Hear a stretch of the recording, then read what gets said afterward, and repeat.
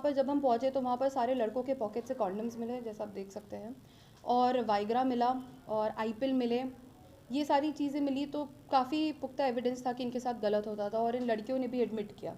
तो ये सुमन देवी और जो ये दूसरी हैं शिफानी देवी, ये जो है वल्नरेबल लड़कियों को टारगेट करती थी। एज सच नहीं है कि एक ब्रॉथल चलता था, it was a brothel in a way, but ऐसा नहीं कि उस जगह पे सारी लड़कियां रहती थी।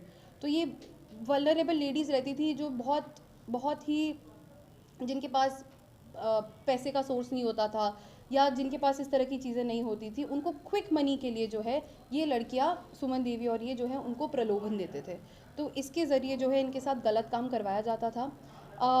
जो मेन विक्टिम जो उस अपार्टमेंट में रह रही थी, उसको जो है हर रात उसको, वो कम से कम 1 महीने यहाँ रही है, तो वहाँ पे कम से कम उसके 25 रातों में उसके साथ गलत हुआ और कई बार सेम रात को उसके साथ 2 लोगों ने गलत काम किया। तो इसकी वजह से क्या होता था, एटलीस्ट उसकी तबीयत तो खैर अभी काफ़ी उसकी ख़राब हो चुकी है इन सब की वजह से, और पैसे मिलते थे उनको तो 3,000 रुपये इसको मिलते थे, जबकि अंकित को कई ज़्यादा पैसे मिलते थे। और उसमें से 3,000 रुपये जो है ये 1,000 इसको सुमन देवी को देना पड़ता था और बाकी 2,000 रुपये इसको मिलते थे। तो ओवरऑल यही कहानी है। बिहार शरीफ से इसकी स्टोरी शुरू हुई, वहाँ से वो यहाँ आए, यहाँ पर उनके साथ गलत काम होता था। तो गेस्ट हाउस का बोर्ड आपने गेस्ट हाउस का क्या, गेस्ट हाउस के रूप में यूज करते थे? कौन सा गेस्ट हाउस? गेस्ट हाउस जो है किसी के कांटेक्ट में आई और उन्होंने जो है उसको ये फ्लैट दिला करके दिया था, बट थोड़े दिनों बाद जो उनको पैसे दे रहे थे, पहले उन्होंने पैसे देने बंद कर दिए तो उन्होंने खुद से काम यहाँ पे करवाना शुरू कर दिया था। एफआईआर क्या हुआ? आईटीपी एक्ट का केस हुआ। अब वहाँ पर जो है इनमें से 2 लोग जो है नशे की हालत में भी थे, तो 2 एफआईआर्स हुए हैं।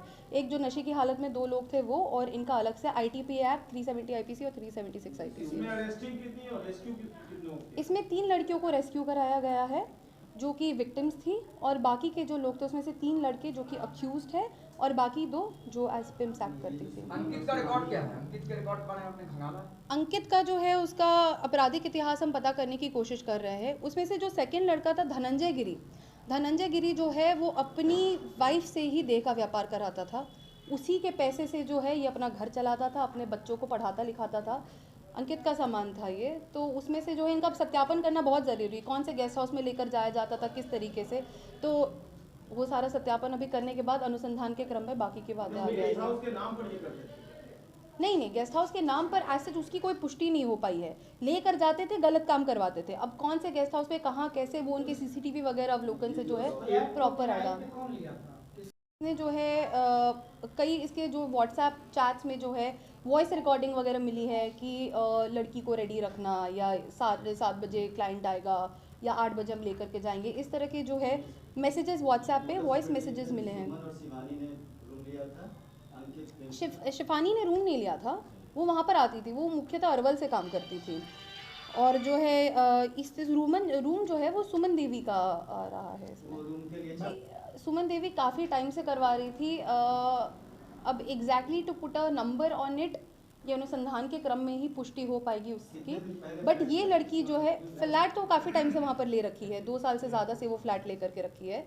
बट ये जो इस लड़की के साथ जो गलत काम है वो पिछले 1 महीने से हो रहा था।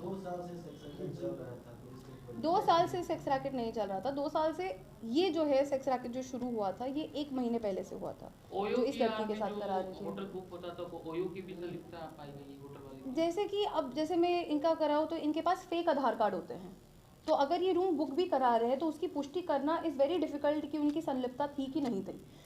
वीडियो को लाइक करें, शेयर करें, सब्सक्राइब करें और तमाम तरह की खबरों से जुड़ने के लिए बेल आइकन को ज़रूर दबाएं। धन्यवाद।